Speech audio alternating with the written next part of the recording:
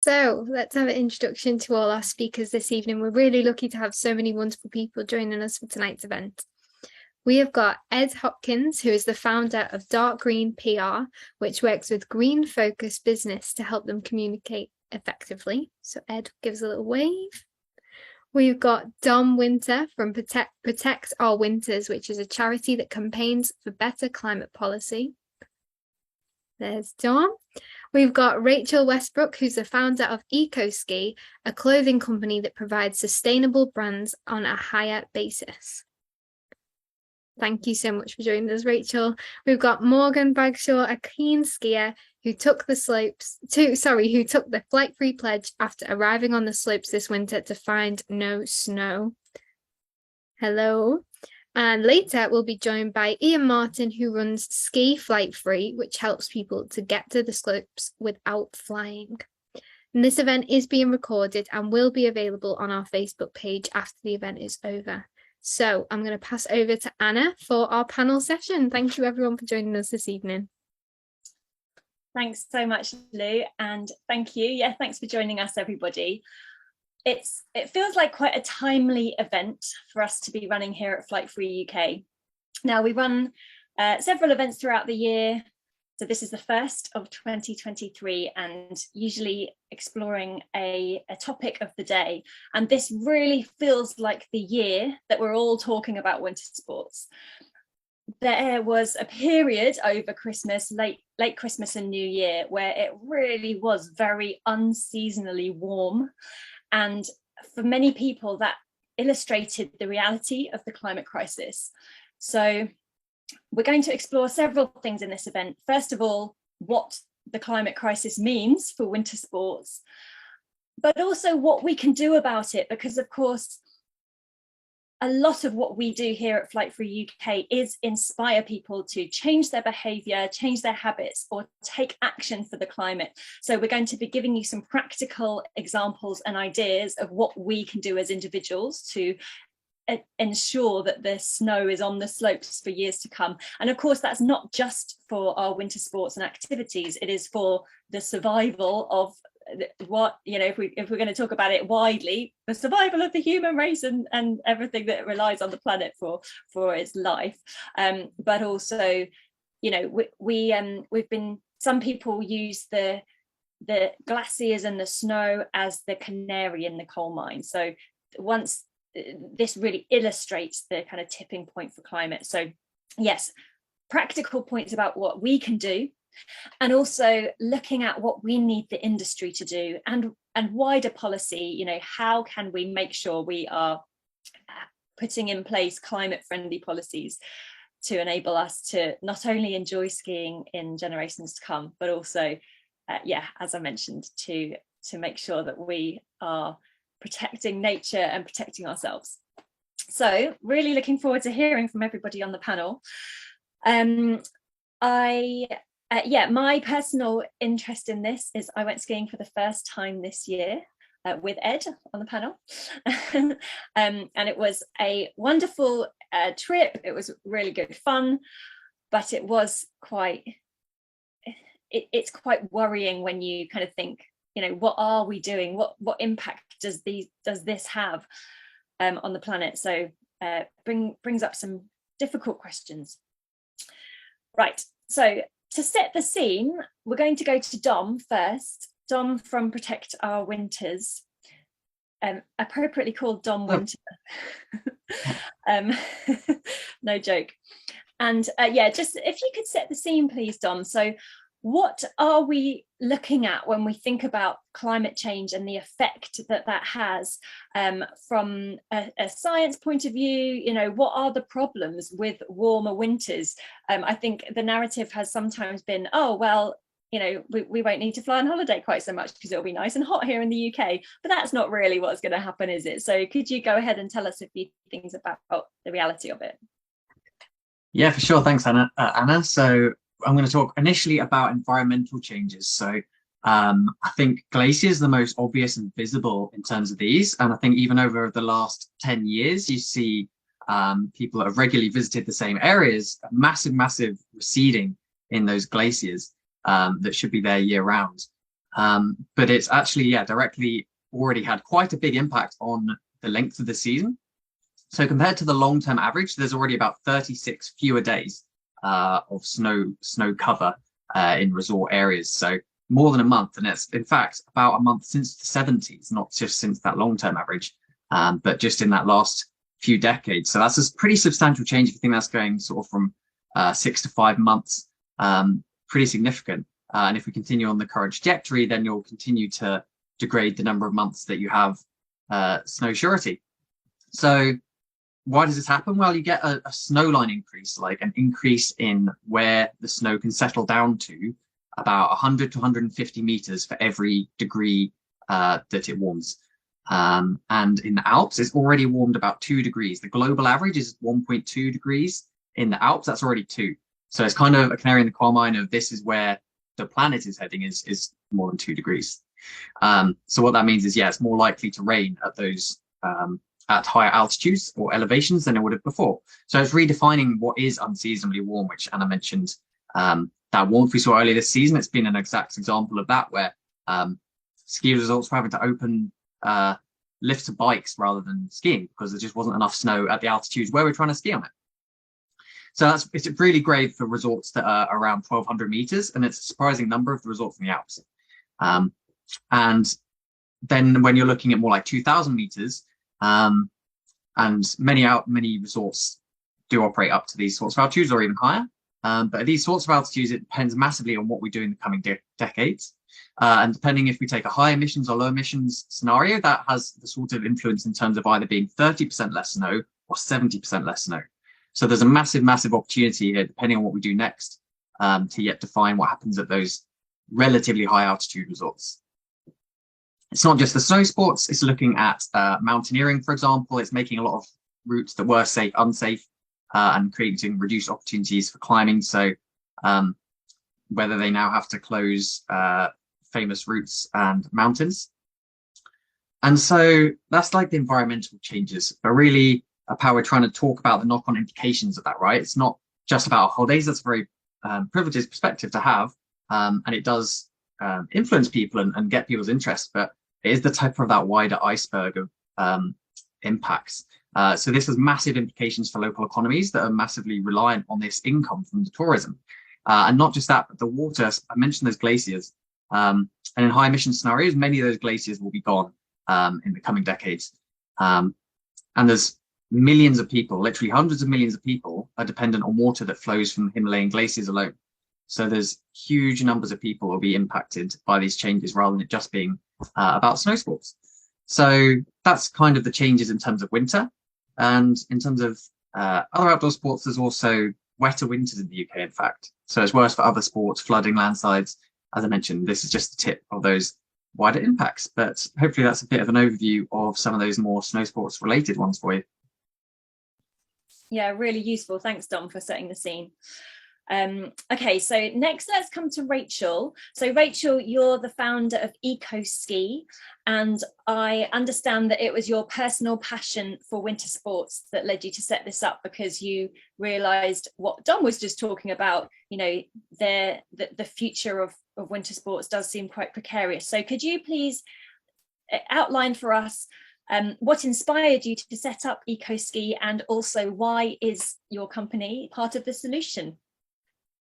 Yeah, no, lovely introduction. Thanks, Anna. And that was great, Dom.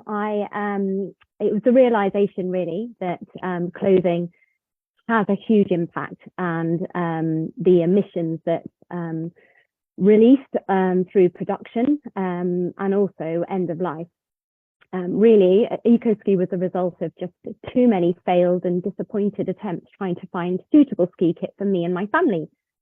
And we all knew that high performance kit was very expensive to buy, but it never quite dawned on me just how impactful and environmentally costly it was too. Everything we needed to stay safe on the mountains was made out of fossil fuels, and there's just so much of it in comparison to a beach holiday, you know, just a bikini versus our helmet, everything. And our footprint was going to be absolutely huge before we'd even left our house. I naively never thought too much about all the water used, all the water wasted and polluted during production, nor what happens to things when I discarded of them. So in my eyes, clothing has three very impactful and detrimental stages, and we must therefore slow down production, stop wasting and encouraging repair, rewear, and when you do need to buy new, buy secondhand or buy better. And this is what EcoSki provides. I think Lou introduced us as a clothing rental platform, but actually we've got 4 different avenues and pieces that offer something different to everybody's needs to help reduce the pressure on our planet's finite resources, reduce waste, reduce costs, and help keep better quality kit in circulation for longer. Like skiing, we'd always suggest starting out on the green runs and only committing to the blacks when you know you'll be able to rewear and rerun it again and again. And I've just got this little printout to show you what I mean about the green, blue, red, and black run. I'll hold it up to the screen. If you can see, I don't know. I'm not sure, but we've got a repair section, we've got a pre-owned section, we've got our rental section, and we've got our new. And so we're basically telling people to go through their clothing needs much like they would do going skiing. So if you have something, just repair it, look at pre-owned options, rent, and only commit to the blacks when you know you're going to wear and wear and wear it. Because yeah, the impact of our clothing is so much bigger than you would ever imagine. And every single change we can make, and not wasting the clothing, and not making too much clothing, every tiny thing that we can help reduce will reduce those emissions, and hopefully help keep the temperatures down. Hope that helps. Thanks, Rachel. That's a really good little infographic that you've got there. So we can share that perhaps with everybody who's attending now. We can send that out as an email afterwards, include that in the email we send afterwards, maybe share it on our Facebook as well. So yeah, thanks for that. I think that's a really good point. Maybe we don't really consider that, yeah, a ski holiday has so much more clothing than a beach holiday. Yeah, thank you so much for outlining your work. Okay, so next to Ed. So Ed Hopkins, you organised earlier this year what you dubbed the world's most sustainable ski trip, which I was lucky enough to attend. I was there with you. So can you outline what made it sustainable and why those choices have an impact? Absolutely, yeah, my pleasure. And firstly, just before I go into that, I just wanted to just say big ups to POW and to EcoSki, both organisations already making, well, POW's been around for a long time. Fantastic impact. I really implore everyone on this call. Obviously, if you're on this webinar, you're already probably following Flight Free UK, of course, but definitely check out POW. One of the things that impresses me most about them as an organisation is the empowerment and enablement of people to become climate, to take climate action. It's so important, and it really does make a difference. And they really have a very positive way of bringing people on board and educating and showing here's the difference we can make. Because I think, as we probably all on this call at times think, like, oh, what can I do? I'm just an individual. But actually, we really, as individuals or collectively or both, really can make an impact. So big thank you to them. And then for EcoSki, huge fan of EcoSki. I think everyone who's involved in winter sports in any way, shape or form, also maybe even some other sports down the line, Rachel, I'm sure, definitely check out the site. I'm sure Anna will share the infographic that you mentioned. And I really like that approach of the green, blue, red, black, and working your way through there, because people forget how large the emissions are from the fashion industry. Is it close to 10%, Rachel? I think if you look at certain, it's huge. And yeah, tons and tons of clothing involved. It's an extraordinary amount of gear people have. So yeah, definitely check them out. We're proud to support both. As for the trip, the reason it came up, the idea of it spawned at Listex, which is a ski and snow industry trade event at the end of last year at the Hemel Hempstead Snow Centre. And there was a panel discussion there about what challenges the industry faces. And it was extraordinary how quickly it moved from COVID to the climate crisis. So it almost seemed like they talked about COVID for about 5 minutes, like, oh yeah, that was challenging and And then, but let's talk about the fact there's not going to be any more snow, which is 1,000 times more challenging for the industry than COVID ever could be. So, because I'm in the PR sector and my team, we exclusively work with people and brands and organizations and NGOs, charities in the climate sector, whether that's climate scientists, people renewable energy. We are tapped into that sector. And I even got asked by one of the panelists there, they said, well, what could we do? And I said, well, look, there's a chance for leadership here. We've got to prove a point. We've got to make a point and prove that you can actually do this wonderful sport, but in a sustainable way, because unfortunately, skiing, and understandably so, has a reputation of the, jet setting, or sometimes even private jets. I know Iain from the Ski Podcast posted a really interesting story about that. I think it was on LinkedIn the other day, all about the number of private jets and how impactful they are. But also, jet setting, raclette eating, staking, huge high carbon associated holiday with your ski holiday, and it really does have a massive carbon footprint. And it's, of course, counterintuitive, because by doing so you are contributing to the destruction of the activity you love. So it doesn't really make sense.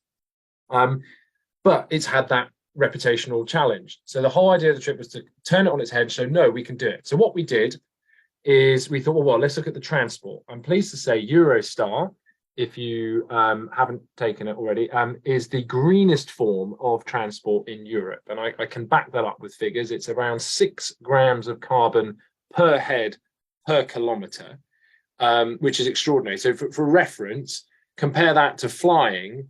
It's normally at least 150 grams of carbon per head per kilometre, and then more like 270 if you factor in radiative forcing. And radiative forcing is when you emit emissions at altitude that has almost double the warming effect as emissions at sea level. So it's really worth bearing that in mind. And I can talk about that in more detail later down the line, because I've got an interesting story all about radiative forcing, which I think Anna's heard from me before.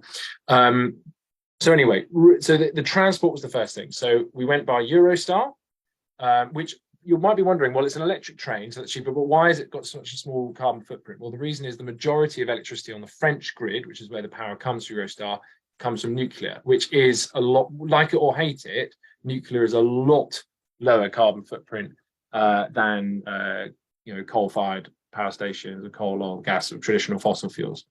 Then we changed at Paris and took the TGV. Similar story to the Eurostar. Electric train runs on the nuclear grid, so a lot, really, really low carbon footprint. And then when we got to Switzerland, so we went from Paris to Lausanne, we then took the Swiss train, Swiss rail, which is also electrified, a lot of it coming from renewables as well, from Lausanne to Sion, that's Sion in the Valais, for anyone who's not familiar. At Sion, we then were picked up by 2 electric vehicles for our group, both of which was quite a nice element actually to the story. Both electric vehicles had been charged by solar panels from the driver's front lawn. So you can't really get more low emission than that. And those took us up the mountain to the resort. So that's the transport side.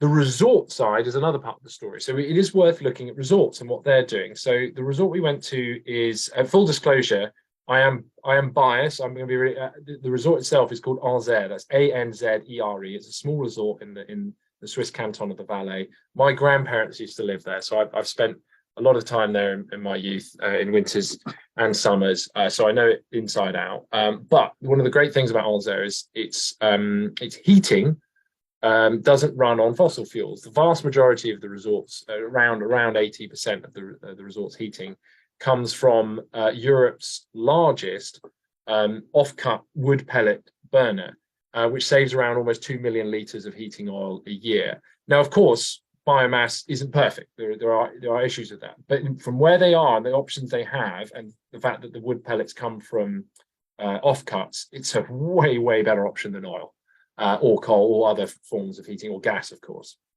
So the heating of the resort is a lot greener. As I said, not perfect, but a lot greener than alternatives. Also, one of the other beauties of that area of the world is it's got an incredible amount of hydropower. Opposite Anzère is the world's highest gravity dam, the Barrage d'Ixence, And then it's also got another barrage, hydro dam called the Barrage Tizier.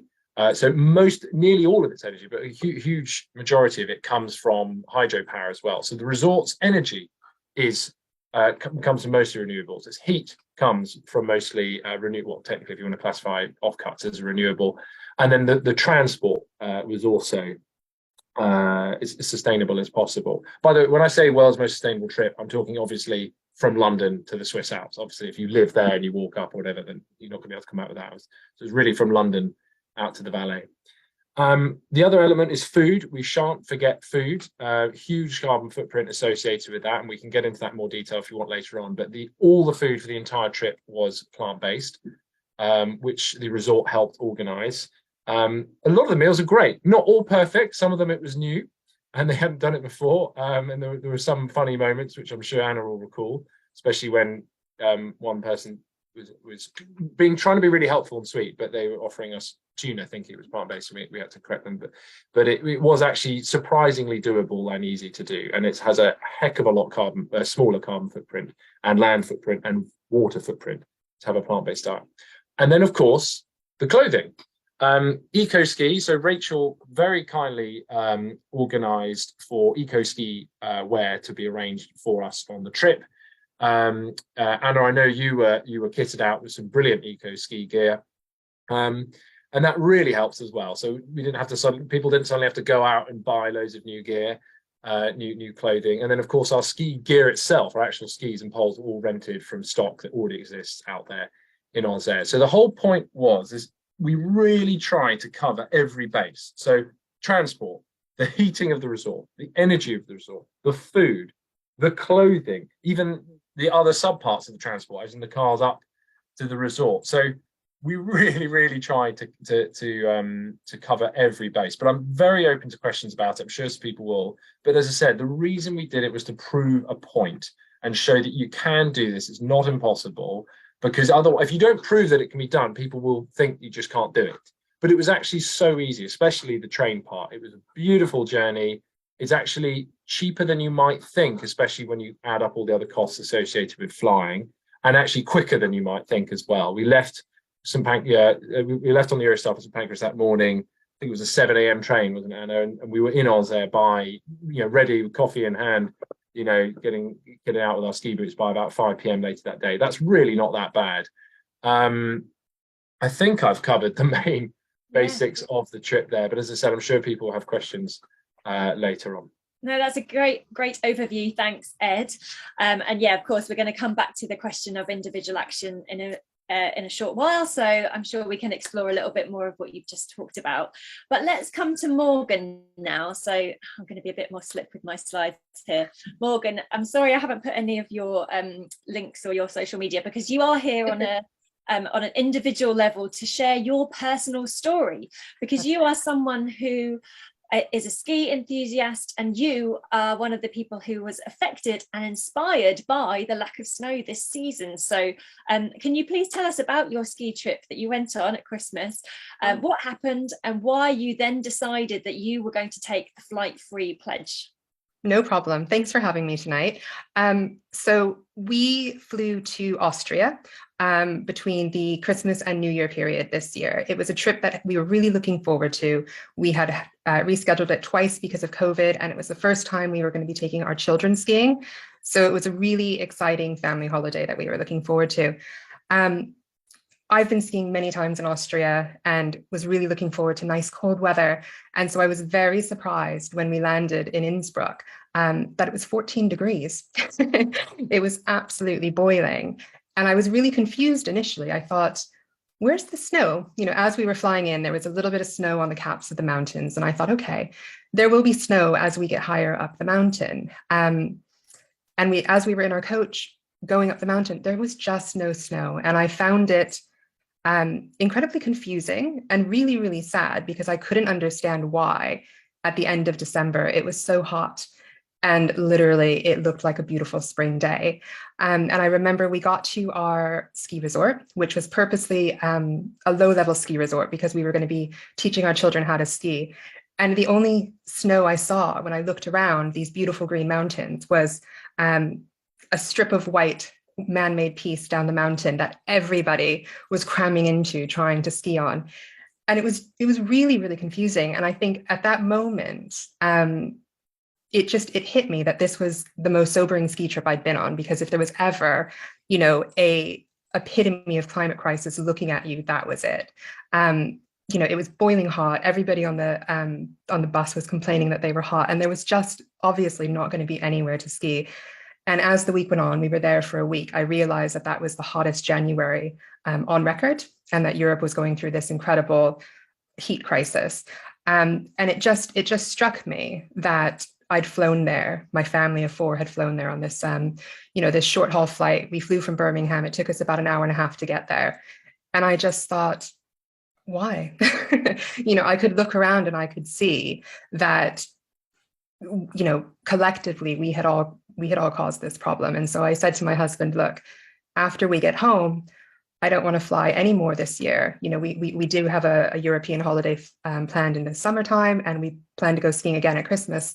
But we changed our plans, and we decided that we're going to take the train, and that we're not going to ski anymore. And you can fly anymore. You can probably tell by my accent I'm American, so I will have to fly at some point. But it also made me rethink how I'm going to fly when I have to do long distance trips as well. So rather than lots of stopovers, how that will work. But I think it was just really sobering to see that there was no snow. And even as we went higher up the mountain, we thought we'll go to the top of the mountain, because right now we're at the bottom of the mountain, and there was hardly any snow up there either. And there were a lot of injuries that week because people were skiing in really bad conditions. And yeah, it was really sobering and sad.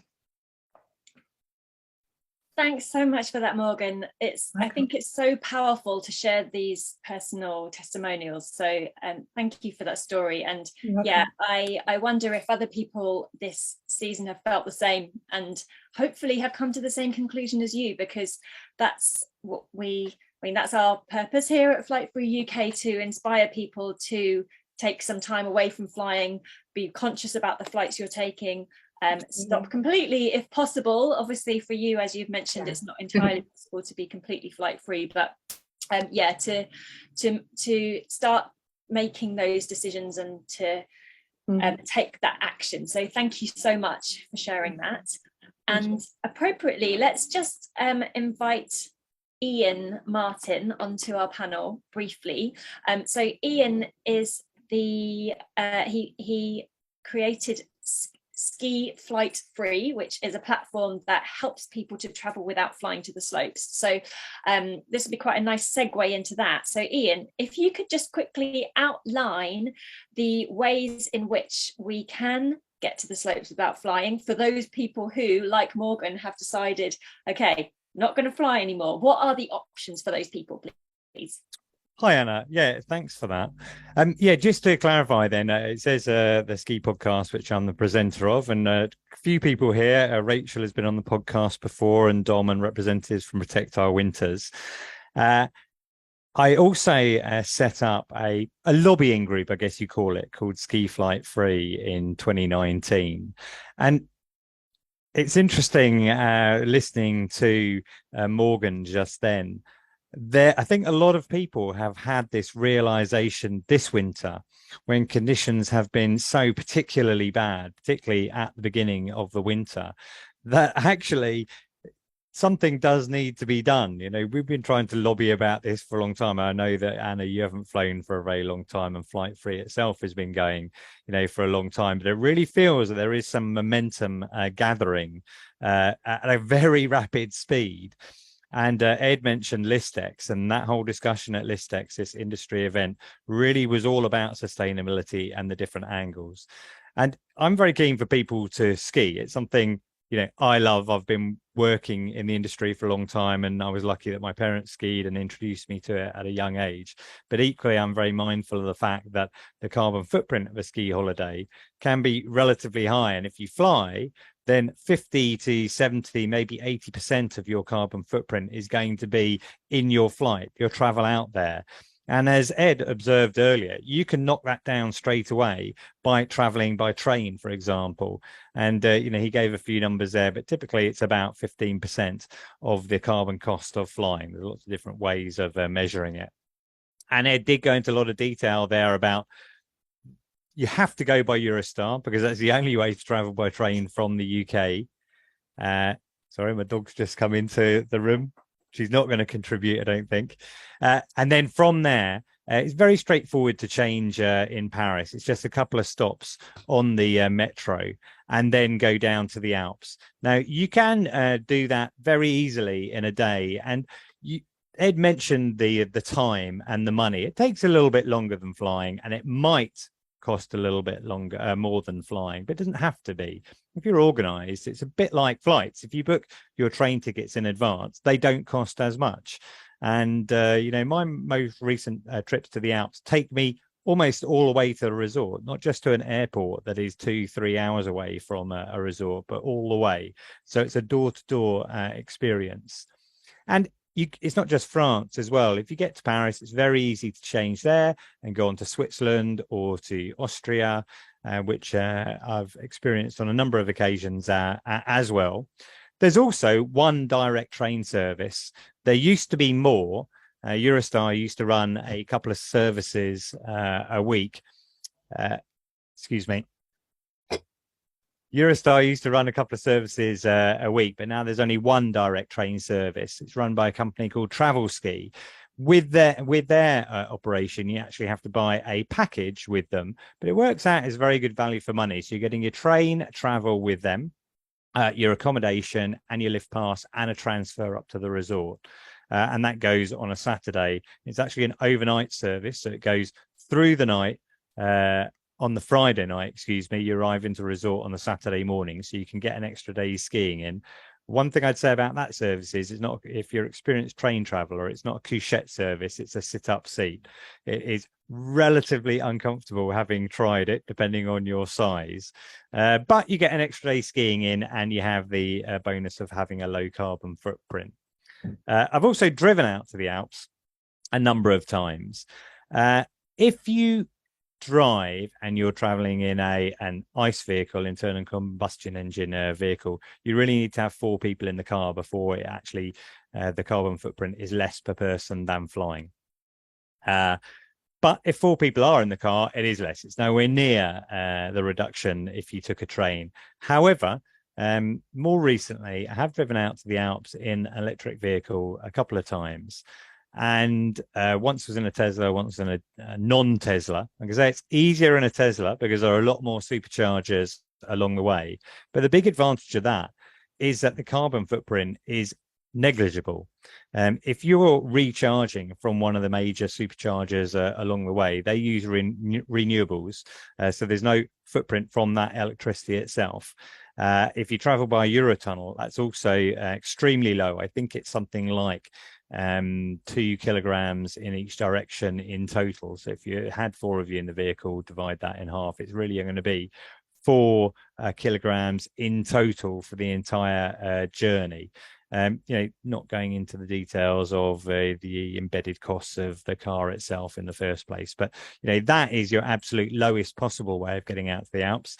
You can also take coach as well. There's a few coach services. Again, these are overnight. If you ever went on a school trip or a university trip, probably you went by coach. It's the easiest way to bring the costs down. Again, not necessarily so comfortable, but it is a very cost-effective and a carbon effective way of traveling.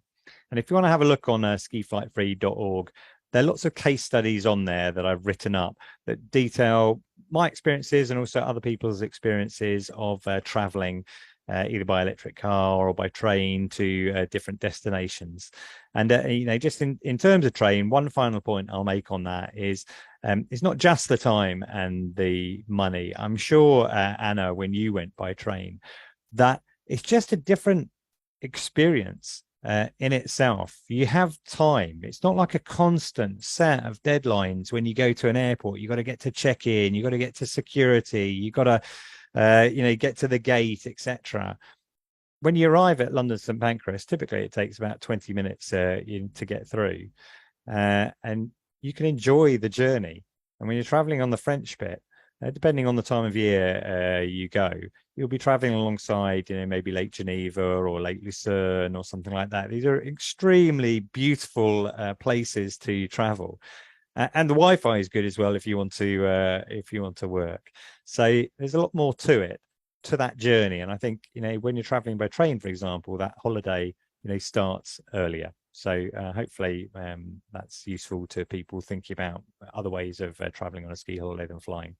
Absolutely. Thanks so much, Iain, for outlining all that stuff for us. And as you can see on the screen right now, Iain's website, skiflightfree.org, definitely go on there. Really, really useful information, very practical information.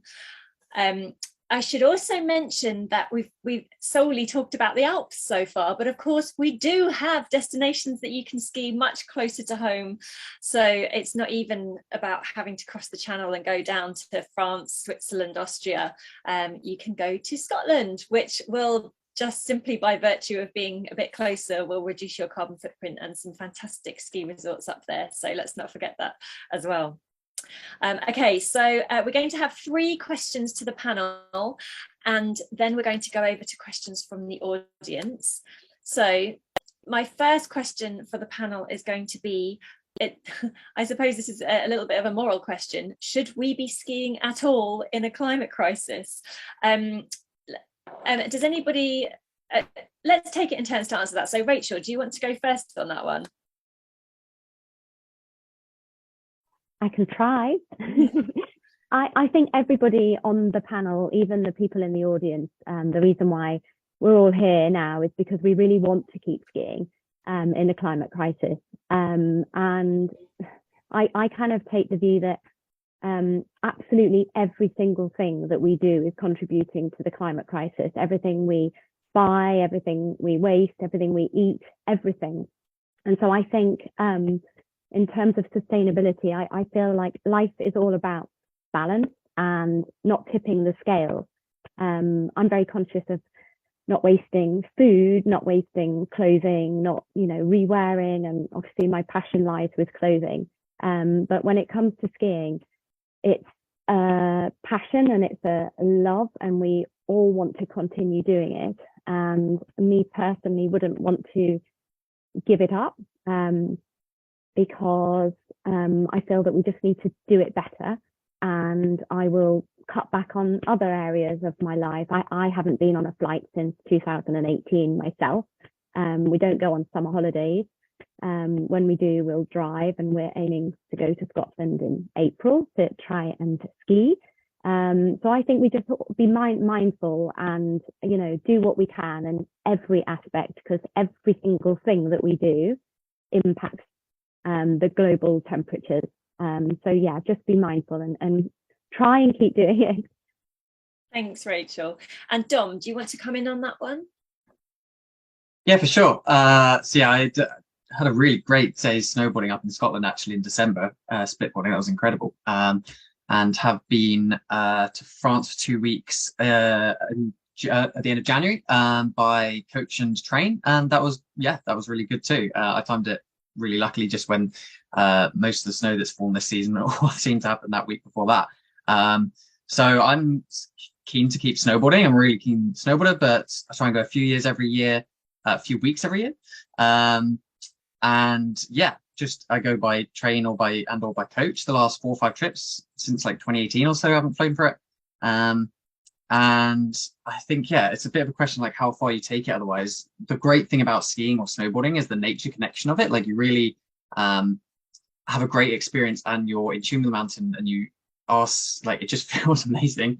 So there'll be a lot of people that will be like really not wanting to have that taken away from them. So yeah, it's this question like how far do you take your personal actions? And if we do it in the right way, you can make that ski trip a really low impact trip. And in fact, because travel is such a high proportion of the trip, if you go by train, that's probably a lot lower carbon footprint trip than flying further afield. So yeah, going skiing can be lower carbon footprint than going and flying further abroad for a summer holiday for sure.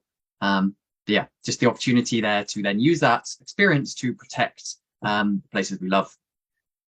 Thanks, Dom. Yeah, you make a good point there, especially if we're staying local, or even the Alps are very easily within reach from the UK. So yeah, good point. Okay, Ed, can we come to you on that question? Yeah, sure. It's a fascinating question. It's sort of this moral argument. Should we do it? You can also ask the same, should we be doing all sorts of things during a climate crisis. I very much see skiing as having fantastic mental and physical health benefits. It's just, if you can get out there and enjoy the mountains, it really, really, really helps, and it's a wonderful thing to do. And I really care about how accessible it is. It needs to be made more accessible. But as long as you're doing it sustainably and responsibly, then I think the answer is yes. And you can set an example to others, and they go, oh, well, how did you get here? Well, actually, I came on the train. Oh, what clothing you wear? Oh, it's from EcoSki.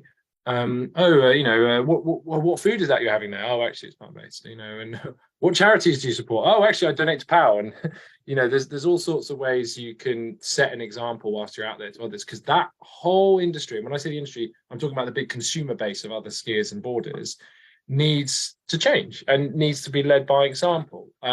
So I would say, yes, you absolutely can. Just do it in the right way and lead by a good example. The other side of it is people are going to anyway. People are not going to stop skiing, no matter how rich or not they may be. So we should try to help influence those people to take responsibility and do it in the right way as well. So I'm not trying to I'll give a trick answer to the question.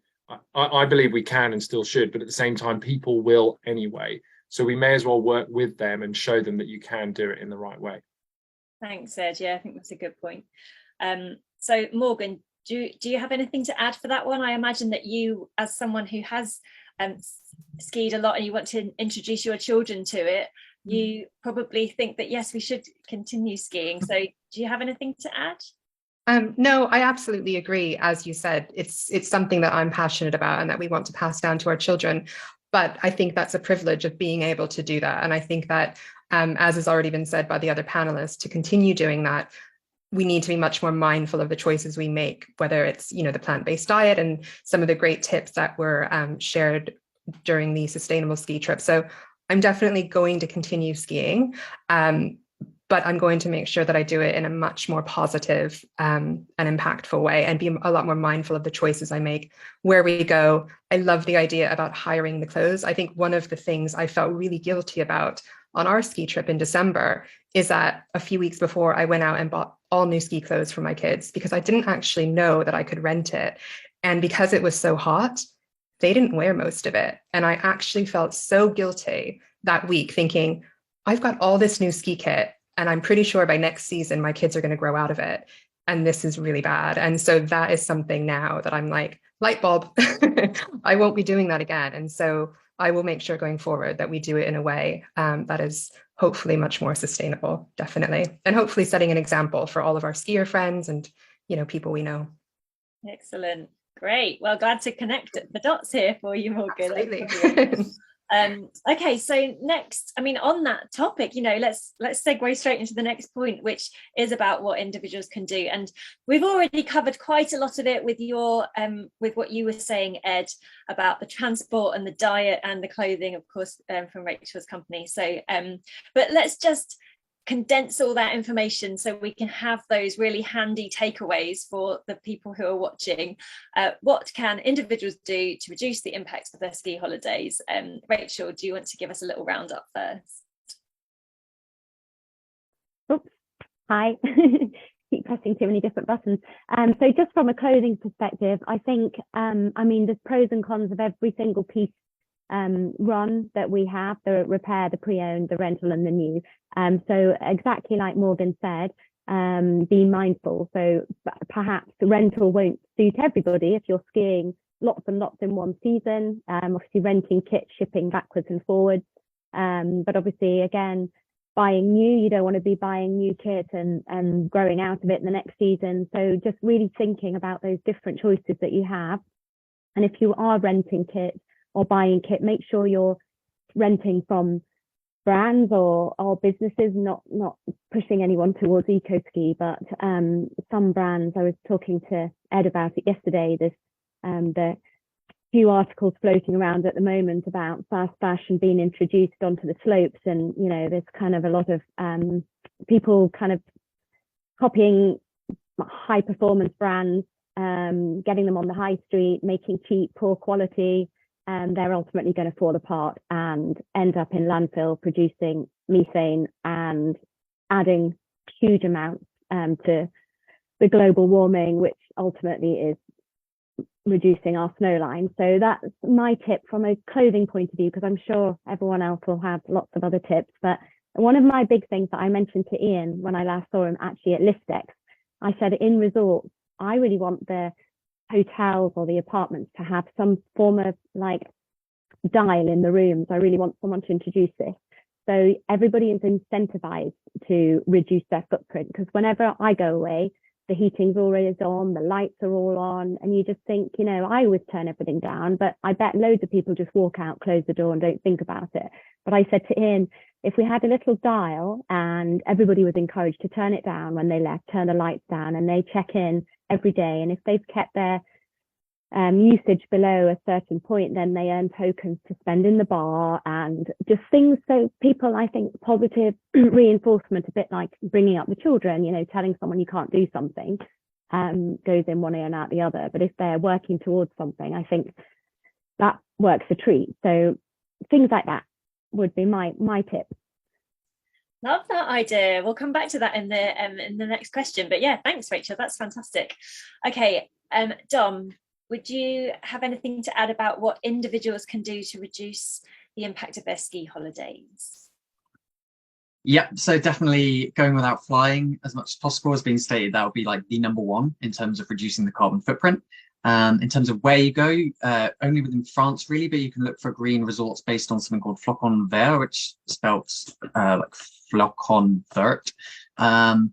That's a sort of sustainability credential for resorts that you can look for, or look for resorts that are powered by renewable electricity. Ed mentioned some of these earlier.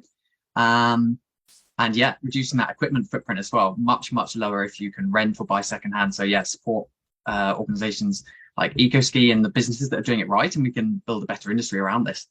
And not forgetting the hotel options, like choose your hotel based on how they're heating it. Is it well insulated? Just look for the environmental options. But yeah, I think those are the main areas of footprint from a trip.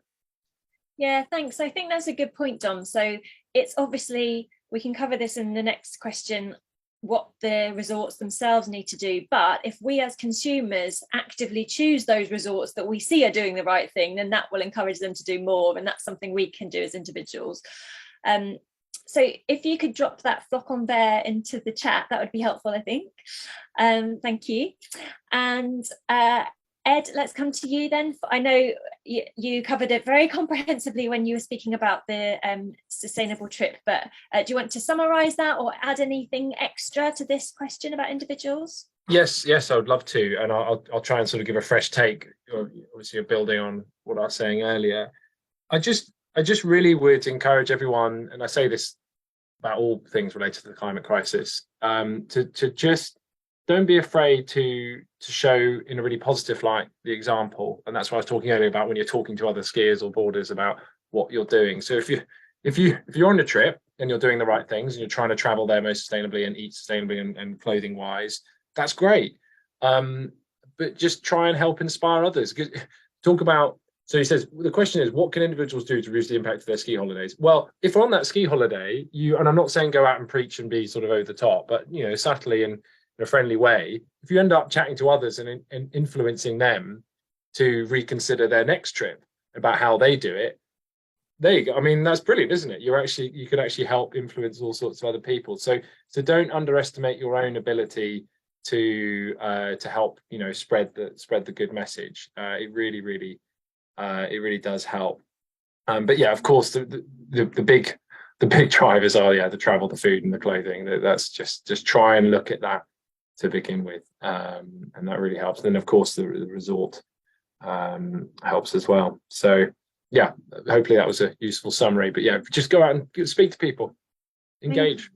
Yeah, I think that's a really important point to remember, because of course our action that we take as individuals is not just that. We have a ripple effect and we can influence others, and that's a big part of our messaging here at Flight Free UK, that we encourage people to talk about their choices, to encourage other people to do the same, and that's how we really change things. So thanks, Ed, thanks for that. Morgan, do you want to add anything here?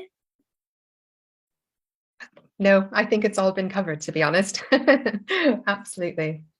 Great stuff. Okay, so let's go to our final question then from us for the panel, and then we'll open to questions from the floor. So back to you, Rachel. And you had a great idea about what the hotels can do to encourage people to keep their use of heating and everything down. But yeah, what can the industry do to reduce the impact of winter sports, and how can we ensure that they do it? How can we hold the industry to account? Oh, I think we've kind of covered all of this already, really. But the industry, I know, just from watching things like Ski Sunday, I know that there was something they were chatting about the federation, and you know, the people with big voices be influential, and they're the ones that are going to, you know, we all sit down, we all watch Ski Sunday, and looking to the people on screen for inspiration. And I know Dom was on up in Scotland. I loved that feature. That was amazing, and I think that was really powerful for me. And I think the industry as a whole, like you said, we all need to be like mini ambassadors and influencers, and just kind of put the pressure on. And I think everyone is waking up to it, especially this year. You know, I was skiing in rain at 2,000 meters. That shouldn't be happening, and we can't turn a blind eye to it now. I'd also really recommend watching, I don't know whether any of you have watched Trashin. There's just a 12-minute feature about its clothing waste, and where all this clothing's ending up in Ghana and Kenya, and just polluting everything. It's quite horrific. Follow influential people, share things that you see on Twitter, just spread the word, and we can all do it.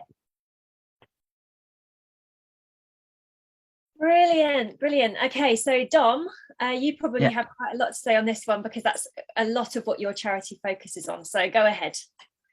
Yeah, for sure. Yeah. And so one thing is, like, this question is more about the impact of winter sports and holding the industry account. But I think part of what POW does is helping those passionate outdoor people become effective climate advocates to achieve systemic solutions to climate change, whether they're within that industry or not. So partly it's use this inspiration to take action in a wider sense. So whether it's taking the flight-free pledge for all holidays, or supporting campaigns that shift other metrics like climate finance and things like that. There's a lot wider opportunities than just within winter sports, even if your interest coming from winter sports. That kind of comes back to, as Ed was saying right at the start, like, take this opportunity to join a group and join a movement and support further actions. Coming back in terms of what should the industry do and how can we make that happen? Rachel made a really good point about the letter to the Ski Federation from some athletes recently. They're making people go back and forth like crazy for events this season in particular. So there's some opportunities there to reduce travel within the industry. Resorts themselves, this was a question that came up actually about artificial snow and snowmaking. So really, resorts, there's this trade-off where resorts are responsible for local economies and tourism. So that's their argument for wanting to keep the being runs there. And people don't want their holiday entirely ruined when they've traveled all this way to not have any snow. So there is an argument for some snow gunning, but when it becomes the default option, that's when it becomes a big problem. So I think we saw this with the China Olympics, where like there is no natural snow at that location. So why are you hosting it there? So it's a case of, we need to, like, I think I'm not totally against artificial snow, but it should be a backup plan when it's really unexpectedly unseasonal and not the default option. So resorts can do things like make more of their the green runs, and make more of their high volume areas higher up on the mountain, and make better lifts to those higher areas, and things like this are better adaptations than using those snow guns, snow cannons that create a lot of energy use, a lot of water use. I know there's a lot of protests around this topic, around making new reservoirs for it and stuff in France at the moment. There's definitely some work to be done there from the resorts themselves, and maybe some work to be done in resort on recycling food waste, or making it easy to charge EVs, discounts by train, help trains get chartered to get more direct routes. So there's a lot of opportunities here.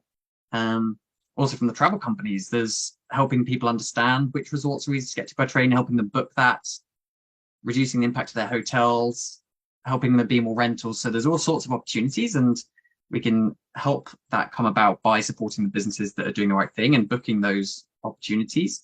And needless to say, no heli skiing. I could cut the footprint of some snow trips. Yeah, I think that's plenty for me to say. Thanks, Dom.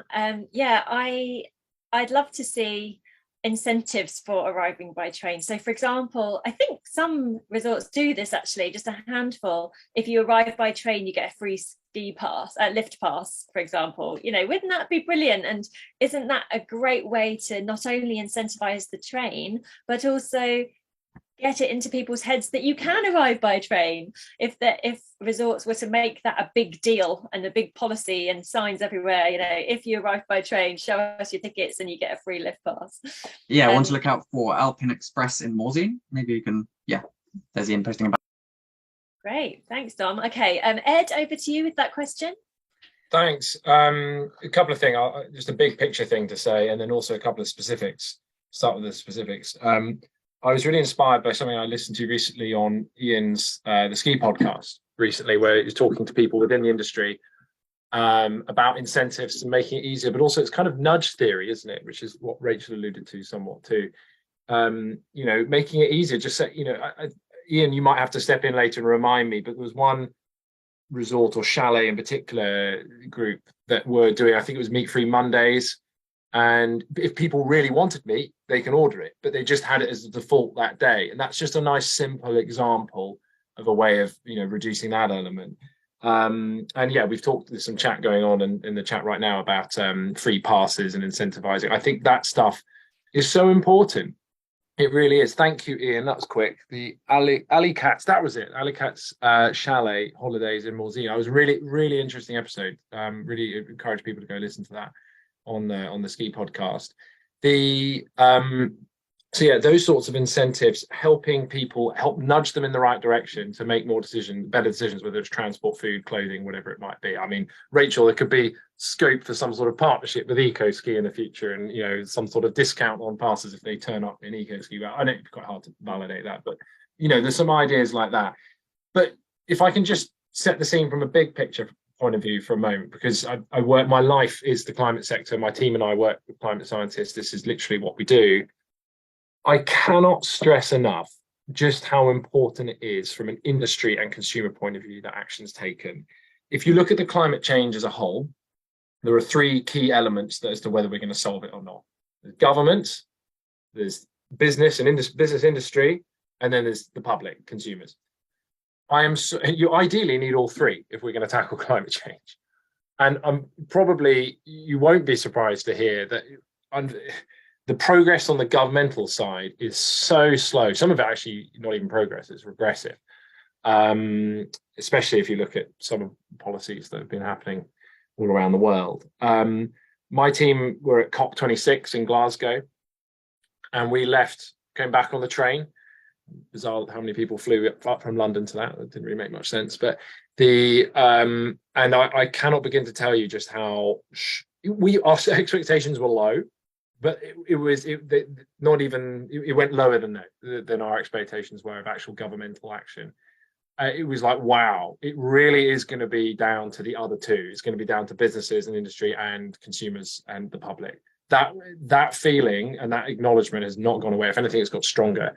So I cannot stress enough. I'm not saying you shouldn't vote. People should all still exercise their vote and care about what politicians are representing us. 100% really need to. But in terms of this issue, the industry and the consumers who are part of it has a ginormous role to play, because you're not going to get any from government. So I just wanted to sort of conclude with that little note for you there to sort of just say, this is such an important question to whoever asked this question. So demand the best from your resort or the clothing you're getting or the transport or whatever it is, because that's where the change is going to happen. We can't sit around for any governmental policies, because they're not coming in time. They really aren't. Yeah, good point. A little bit of a depressing observation, Ed, but you're absolutely right. And depressing, but possibly empowering, right? Because it's on us. We can do it. I promise you. If you look at the scopes, it does look dire at times, but actually the potential impact, if the industry and consumers all come together, is really, really exciting. The power is actually in our hands. So you're right, it is a bit depressing, but it can also be empowering at the same time. Brilliant. Okay, and then finally, before we go to questions from the floor, so Morgan, do you have anything to add there, or what would you like to see from your ski resorts when you arrive in order to help you make those eco choices? I don't have anything massively to add. I think everything has been covered with some really great suggestions, but I think to just echo what Ed said, that individual action, I think being here on the panel as an individual I think it's really important that we remember that even though this all feels so overwhelming and you go skiing and it's all green and there's no snow, that our individual action does matter. We pass it down to our children, and that collectively, if we all, hold the resorts to account and expect more from them, or we don't spend our money in resorts that aren't doing the right thing, that collectively we can make a difference. So I think the message is so important that individually, even if it feels really tiny at the moment, that it will all add up and hopefully make a difference. So that's what I have. Fantastic. Okay, well, thank you so much, panel. That was such excellent insight, and it's been really interesting and entertaining to hear from you. I'll hand over to Sunita now, who's going to do the question session. If you have questions, then pop them in the chat or the Q&A. And Sunita, do you want to see what questions have been put forward for our panel? Hi, yeah, sure. So thanks, obviously, everyone, for that. Lots of different things were answered anyway. So I'll go straight in with, there's only been 3 questions so far. So yeah, if anyone does have any more, please pop them in. Emily asked about artificial snow being energy and water intensive and polluting, and wanted the panel to comment on that. I think we did already do that a little bit, and Dom sort of covered a bit, but I don't know if anyone wants to add any more to that.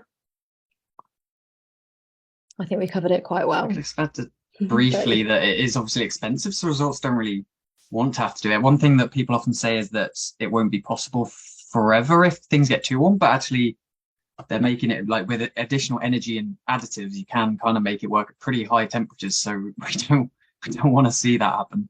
But yeah, it won't necessarily take care of itself by it being too warm. So it could be even more energy intensive and even more expensive. But yeah, as I covered on it, it's kind of that trade-off, and we just don't want to see it become the default. So we have to look to higher altitude resorts, I think, is the main thing. Yeah, just those difficulties around the exclusivity that we don't want to see it increase because it's already perhaps not as inclusive as it should be. Thank you. And Marta, also said, what about the resorts themselves? Are there any that enable sustainable skiing more than others? And obviously mentioned Flocon of labelled resorts with that certification that kind of indicates if a resort is maybe doing more than others are. And then he's mentioned in France, Serre Chevalier is particularly on it as one example.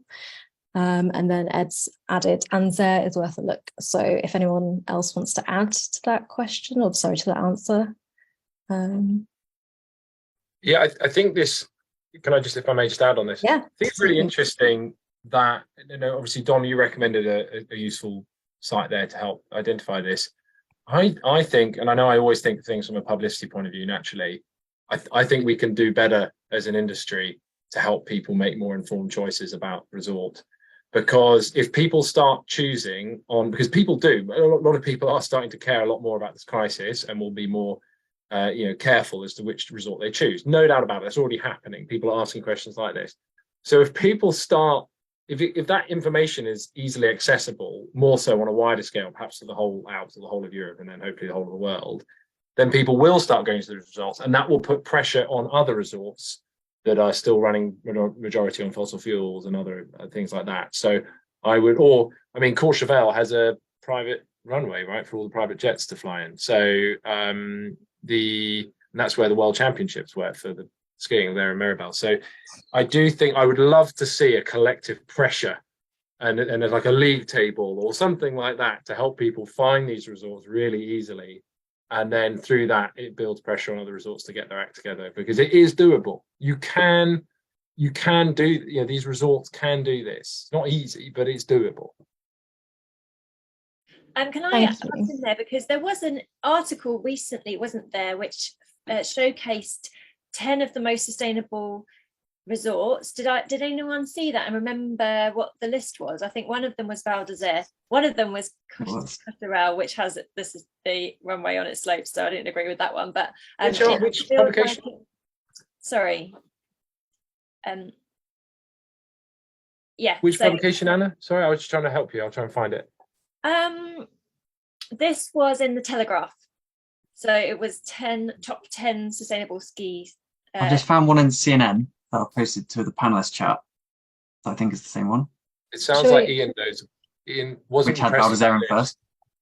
Just because if there are any specifics that we can give the audience just now as to kind of, look into Val d'Isère, look into these couple of other ones. But I don't know if it nailed it. I think the most sustainable ski resort is the one you can get to without flying. So often when it's listing a resort in America, like that's not more sustainable than going to one in France, even if it's a fossil fuel powered resort. So I just got this, Dom, I've got this vision of us all hearing about this incredible ski resort on the West Coast. Like, let's get on the plane. So sustainable. Let's all fly across the planet. I think you're right there, Dom. Yeah, as we've said, travel is the heaviest part of the impact of a ski holiday. So as long as you're not flying, then actually most of them are pretty much okay. Thanks. That's such a fascinating answer. I'm just going through the Telegraph one at the moment. That is nuts. Okay. Yeah, maybe if you've maybe Lou, if you could share that to everybody in the chat, that'd be really helpful. Okay, so we've also got a question from Corinda, and yes, they've asked how they'd like to know how they can help, and I've just asked them to clarify the question a little bit, but yeah, I think I understand that they possibly work with a Labour candidate, and I think they're asking about what they can do as, from the Labour Party to help with this particular topic. So if anyone wants to answer that would be great. Dom's already popped in a little answer. Dom, you go first. So my first thought was in terms of progressive policy to support reducing flight emissions, more progressive taxation on flying. So we don't, something like a frequent flyer levy, because I think it's the people that take multiple long haul flights that are really shooting up the air emissions. So something like frequent flyer levy, supporting that as a candidate could be really good. That's an initial thought. Yeah, I wholeheartely back that. Also, let's be honest, Labour are going to be the next government. There's no doubt about that. No matter how well Rishi does with politics out of this, Ed. Well, I'm just saying. Fair enough. I guess I'm saying. Hopefully, we're speaking to a party that will be able to act on these. But in terms of what they could do, unfortunately, rail. Let's talk about going to Scotland, right? Is still so expensive. There are always those crazy stories that go live on the Mail Online and the Mirror Online, all about so and so managed to fly to Barcelona and back for like 15 quid, and the train would have cost them 500 quid or so. That needs to be looked at. That would be a lot easier. It's cheaper, yeah. Yeah, it's nuts. There's always some sort of little finance guru that sort of figures out a way of doing it, and it's incredible. So anyway, that's definitely one to look at. But also lead by example. They should talk about, Ed Miliband, I believe, is the Shadow Climate Secretary. Is that correct?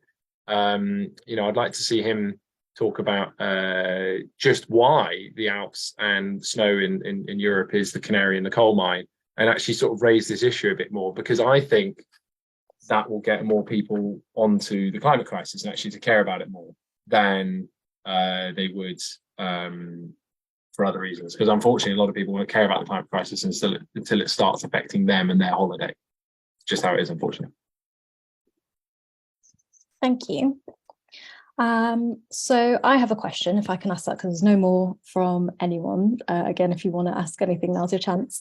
I'm going to send this article, but essentially there was an article literally like a day or two ago from The Guardian about winter sports being sponsored by top sort of fossil companies and oil companies. I don't know if anybody saw that, but are there any thoughts about how we can maybe look at that side of things? Yeah, if I can jump in first, that's definitely a a large thing we're looking at Protect Our Winters, and was part of sort of some of the open letters we've been putting together from athletes to FIS. And within the UK specifically, we wrote a letter to British Cycling, who recently sponsored by Shell.